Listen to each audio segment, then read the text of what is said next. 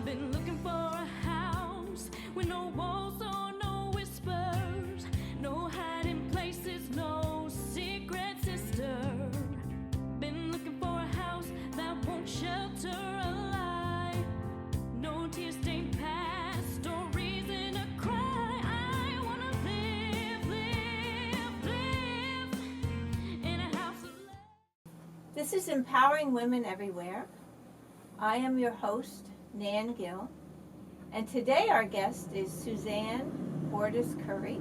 She is currently involved in 4 movies, one as a co-producer and the other as an assistant producer. She is streaming 2 shows currently on Amazon. She is also the founder of Susie Behind the Scenes, an online site in which she and her writers cover her projects and movies. There is an emphasis on females in entertainment.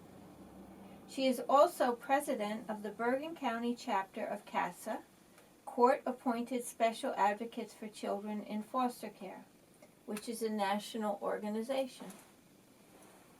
Hi, Suzanne. How are you? Great. Thanks for having me. Thanks for being on our show. So first, I'd like to find out a little bit about what you're doing with CASA. Sure. And Thanks. a little bit more about the organization and how it works. Thank you. Sure. Well, this is one of our problems with CASA. A lot of people have not heard of us before. CASA is Court-Appointed Special Advocates. It's a national organization. It's also known as GAL in some areas of the country. And most counties, or sometimes the counties are merged, have their own organization. And what we do is we provide advocates for children in foster care. So as soon as a child is removed from their home due to abuse or neglect, we have advocates waiting in the wings like angels to come and help them. They Right. might have their guardians, they might have their attorneys, they might have a social worker. Well, they do have a social worker, but those people are usually in charge of a lot of different people. Our advocates work one-on-one with the child. They're trained to know what that child needs. They make sure that the services that they're getting are appropriate for them, that they're getting the right services, that they're getting the educational services that they need, that their physical needs are being met also. And they are only assigned to that one child. So it's quite a job finding people to Right. be advocates. That's the About if you want to become an advocate, how much time do you have to devote? Well, I believe all of the CASA training sessions and the processes are very similar throughout the country. Mhm. So here in Bergen County, we offer information sessions twice a month where you come in, they give you an introduction to what's needed, and if you are a good candidate and you have the desire and the time to do it, then we train you. And the training typically lasts 8 weeks, but now we have training where some of it's on the computer also. So it's about 8 weeks of training to learn everything that you need to know so that you can properly take care of the child. And once you're an advocate, how much time during the week do you generally take to do? Well, we have very good people that are advocates. You have to have a heart to be an advocate in the first place. You're Right. helping a child that you don't know, and you get to know them. And yet you have very little say except in the eyes of the court, and that's how you can advocate for them. So there's really no minimum. It all depends on your case, and Right. it depends on the kind of person you are. I mean, Right. I know people that spend many, many hours a week and get the job done, and it also depends on the complexity of the case. There could be siblings involved. There could be a mother in one county, father in another county. They could have to travel for school. They could be living in a homeless shelter in Newark. That's probably going to take a little bit more time to make Right. sure that that child gets everything that they need when they're not in a secure home. I would imagine it would be a very rewarding thing and you would become very close with the child that you were an advocate for. It's absolutely rewarding, and being the president of the board, I don't see that hands-on. I can only experience it through listening to the advocates. Right. And some of the stories that you hear will just bring tears to your eyes.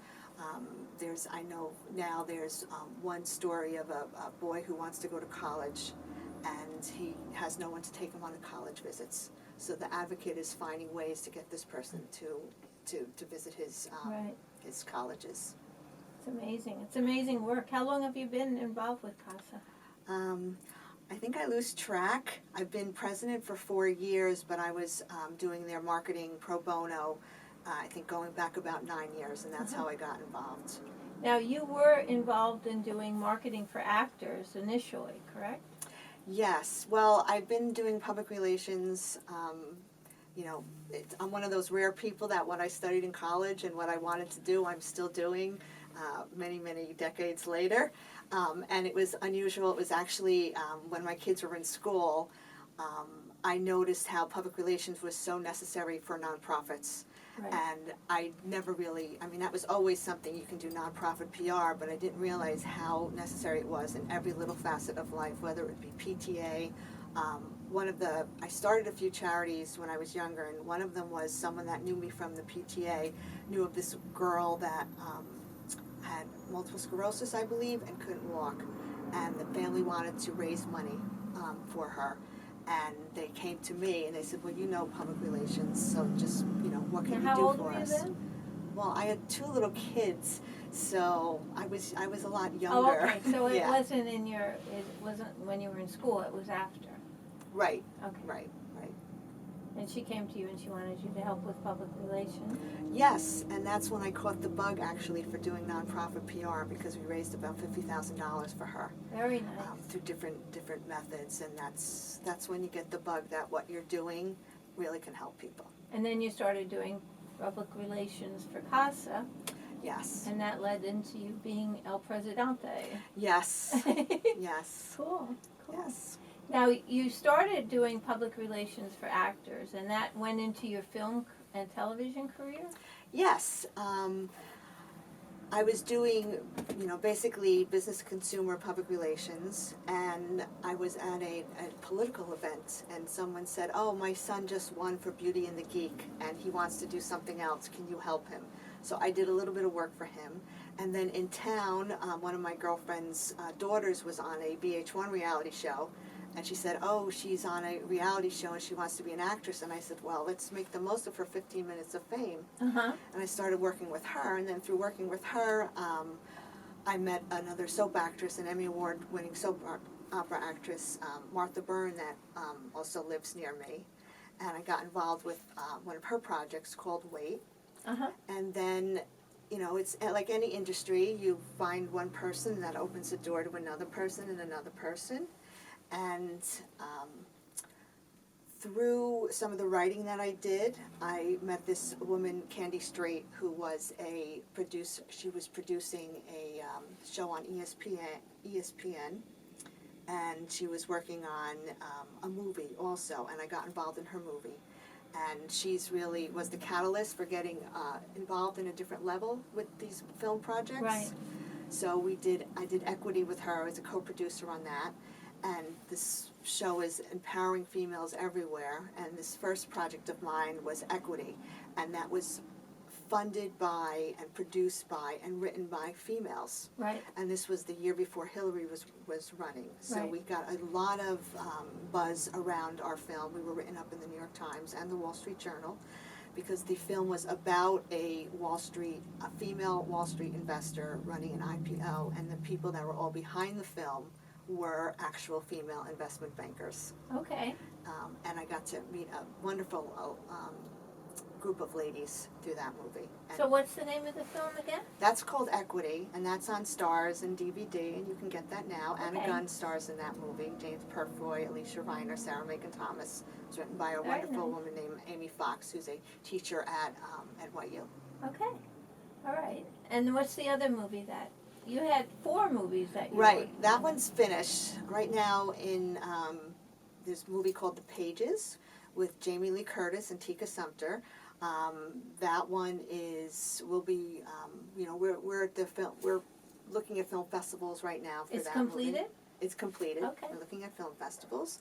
The second one, Does it have a website? People can go on and see it? I don't think we have a website now. Okay. Until it's out there, Right. we've been, we've had our, been written up in Hollywood Reporter and Variety and those, but Good. there's not much out on that one yet. Okay. Got to keep it close to the vest before it's out there. Okay. Then the other movie is Egg, and this one has Alicia Reiner in it, Christina Hendricks, and Anna Camp. females also. It's about surrogacy. It's kind of like a dark comedy. Okay. And Comedies I like. yeah, Yeah. and you'll be hearing more about that one soon. And then there's another movie called, this one we don't have a title yet, and it's going to be a flick about spies in World War II, and I can't say much more about that. Okay. But it's a fascinating movie. Cool. I think there'll be a lot of buzz around that one. And then the fourth movie, which I'm co-producer of, is called Killian and the Comeback Kids. And that is also produced, it's myself and another female that's producing that. And it's about a group of students that, they're not students anymore, they went to college, they are from rural Pennsylvania, and there are no jobs left there anymore. So Right. they come back and they form a band to try to win some money.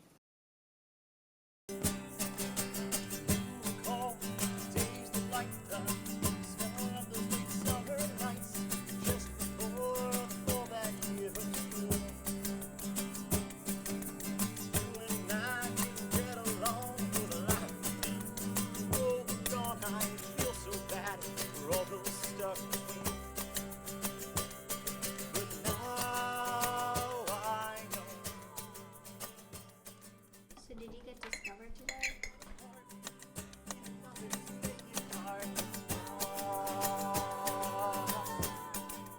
Starting up a band or something?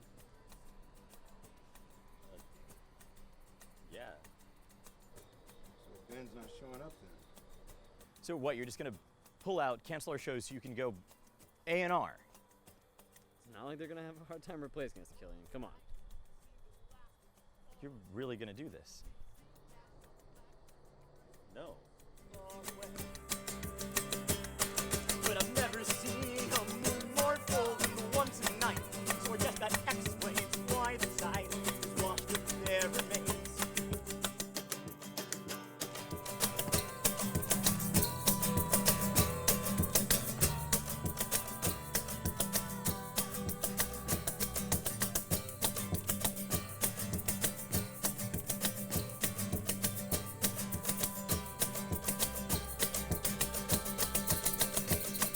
And of course I know that knowing will not make it so. A better world for you and me and all those traps. We're in post-production on that. We have an Indiegogo campaign to help finance our post on that, which is something I was not too sure about doing, but Zach Braff and, name a lot of Hollywood people are all turning to crowdsourcing now for raising revenue. So you're doing Indiegogo? Yep. Cool. Just So started. this is Empowering Women Everywhere. I'm your host, Nan Gill, and we're sitting here with Suzanne Ordas Curry. And she's talking about the film productions that she's involved in. And she has 4 running now. And she has 2 shows streaming in Amazon. Do you want to tell us about the 2 shows? that Sure. are streaming? One of them is called The Other F Word, and it's kind of like Sex in the City, except the women are a little bit older. So rather than dealing with boyfriends, they're dealing with ex-husbands and grown children. Right. And it's a pretty funny show. Please check that out. And then there's also Tainted Dreams, which is a soap opera online, which is full of iconic people that you'd recognize from soaps. Alicia Minshew, Michael Lowry, Tonya Walker. We have Jessie Goddard's from Big Brother in there. We have a Real Housewife in there. Natalie Livingston. Just a whole bevy of soap opera people in there, because people may say that soap operas are dying, and they're really not dying. They're just finding another home. Right. And it's Amazon streaming. Amazon streaming, yes, people are tuning into that. Yeah. Sounds wonderful. So how difficult was it for you as a woman to get involved in film and television and streaming? Well, I think, as there was the old boys network. Right. There's an old girls network and a new girls network now. Okay, I'm glad to hear about that. Yeah, and they're alive and well. And if you open up, the Hollywood Reporter or Variety, and you're reading it, you're going to see all of these production companies that are being led by women. You're also going to see a lot of more women that are getting into the industry and getting promoted. Mm-hmm. So I don't feel as if there's because I'm traveling, so to speak, with a group of women, and we purposefully hire women and look for women and seek out other women. I just think it's the new way of doing things. We're Right. still respected by the men. You know, you have to work with men. We try to get the DP, the writer, Right. the director to be women. And I think that, you know, it's the product will speak for itself. So if there's a woman that wants to get involved, or someone who's studying film in school or college or whatever, what website can they get in touch with you on to find out whether or not, you know, there's any placement for them in your industry?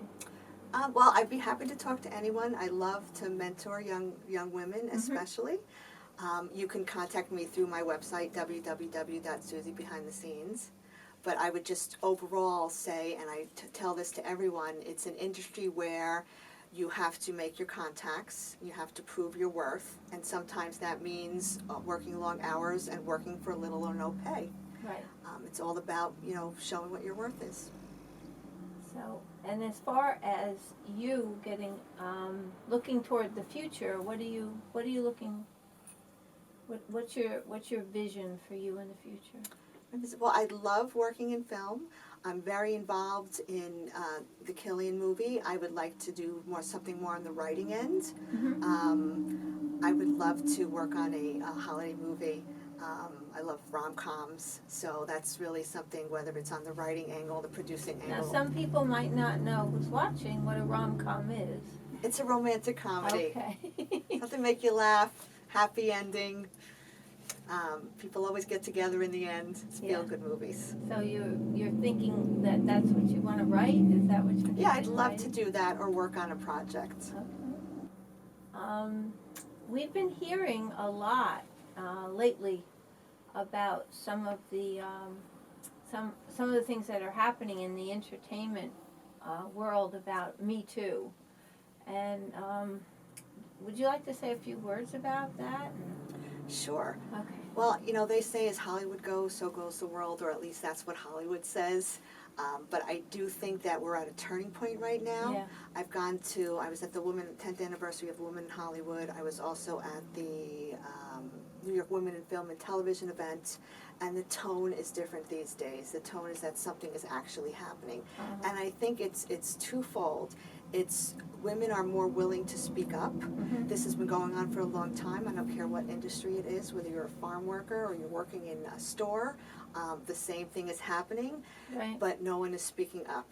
So now people are speaking up. I do know, I was writing an article, I was asking actors that I know to please share their MeToo stories, and I'm still getting a lot of people that don't want to share their stories. And I think that that's, you know, it's embarrassing to people, and for fear of repercussion also. So I think that there's still 80% of the world, the women are still not going to share their stories, but those 20% of the people Right. that are speaking up, they're saying, hey, it's okay to speak up. And now with Time's Up is it's a wonderful movement, Right. founded by, you know, several women in Hollywood, leading women. There needs to be legislation to back up any of this, because, you know, if you're still afraid of losing your job, there's got to be a better way to deal with it when there is a complaint. And the only way to do that is through, I think, legislation. Right. But you can't discount what this awareness is doing. Right. Because this is, my son, there's a commercial on TV, and there's a soccer player, and he is photographed, and it goes viral. And my son said to me, Mom, what if that was a girl? And I said, you are exactly right. Yeah. It's not right if it was a male, it's not right if it's a female. So I think that the message is getting out there, and it's getting out there to the young people. And hopefully that's That'll be the turning point. that's the turning point for change in the future. Right, because now people are standing up, and they're not, I think, you know, years ago, I mean, I did some modeling years ago, and I know that whenever I walked down the street, you know, I would get all the catcalls and everything from the construction workers, which was, as a girl 16 years old, that was very disheartening for me, very upsetting. And then I know that a lot of men felt that if they said, oh, I'll give you this if you do something like that, I mean, that happened to me often, and I just said I'm not interested, and I walked away. But I would imagine if someone was shy, you know, they might, I can't imagine anyone, but it may have been a forceful situation, if you get in a situation that's forceful, and then what do you do after? So now to be able to not be afraid to speak up, I think the fact that a lot of women are speaking up, it makes the people that were doing this afraid, Yes. because they've seen so many people's careers, Devastated. you know, finished. Entire because of what companies they've have done. fallen. Right. So I think it's really a wonderful thing, and that if anyone has any stories that they want to share, are you publishing them on your newsletter? Yes, I am. So if you have any, you know, stories that you do want to share for the other women out there, please get a hold of Susie. Yes. Susie Yes. Online, is that it? Susie behind the scenes. Susie behind the Yes. scenes. Yeah, thank you.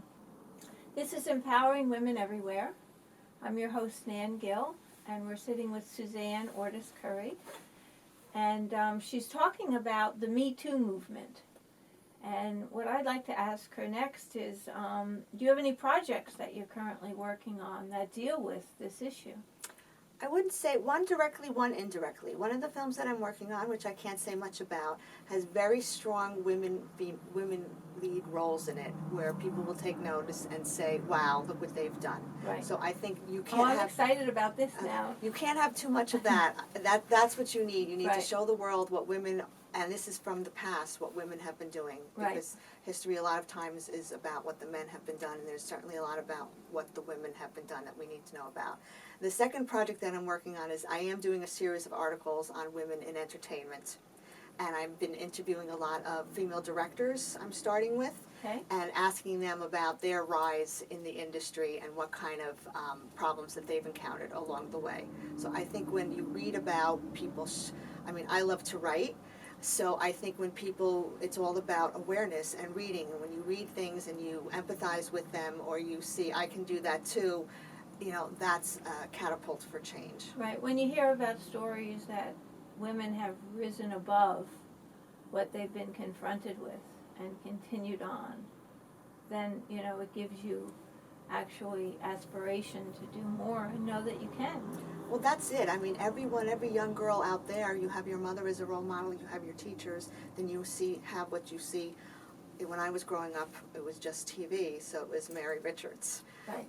You know, the girls these days are bombarded with role models, and some of those role models are not very good role models. Right. So it's a case of getting the right messages, I believe, to the young women. Correct. Yeah. Very good. We're watching Empowering Women Everywhere, and we're sitting with Suzanne Ordas Curry, and we're talking about women in the film and television entertainment and broadcast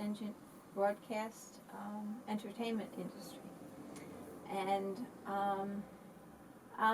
in your opinion, what women do you think are currently really good role models for women in the industry?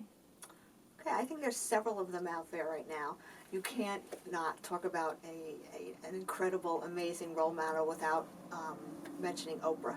Correct. She's led the way for so long, and her power is even greater with what she's doing now. And she, you know, as she was abused as a child, she's African American, and what she's done with her life, the schools that she's built. She's a wonderful role model. But there's only one Oprah. There's only one Ellen also.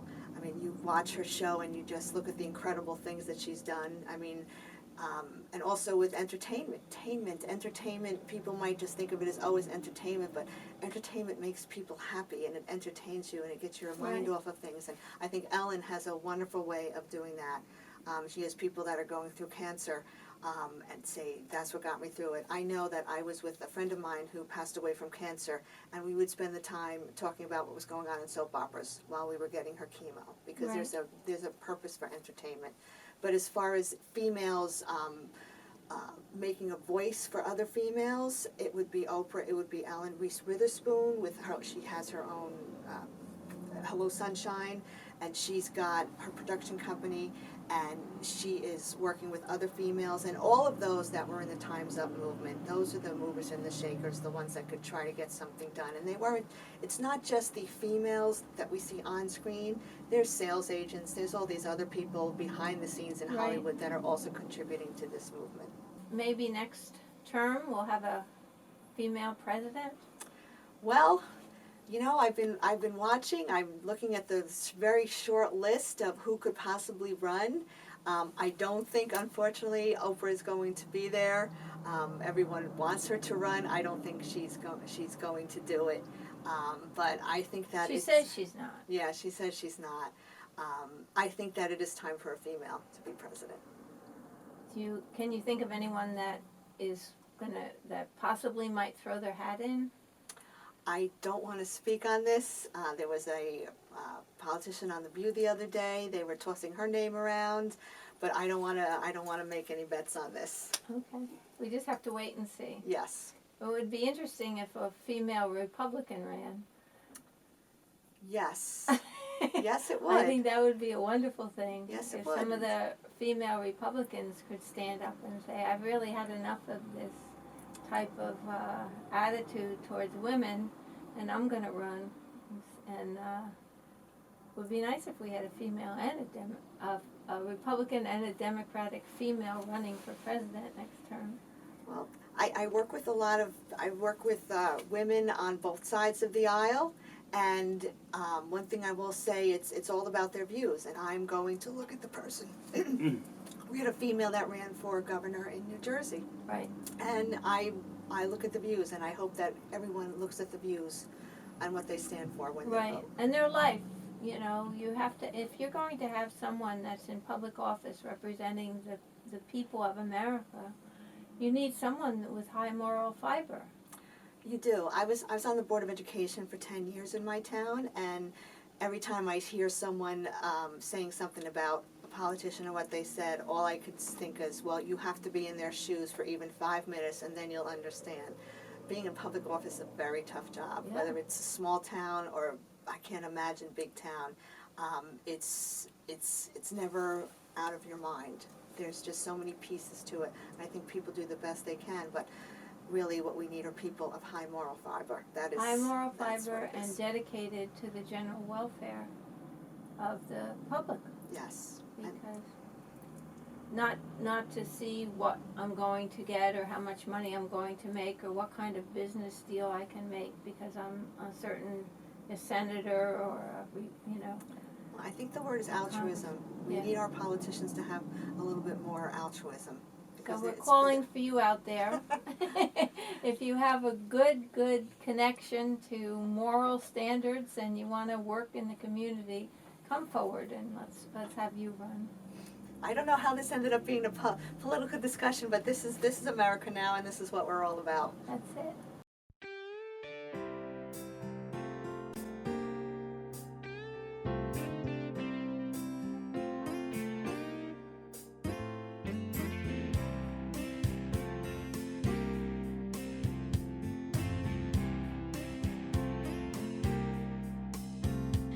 I've been looking for a house with no walls or no whispers, no hiding places, no secret sister. Been looking for a house that won't shelter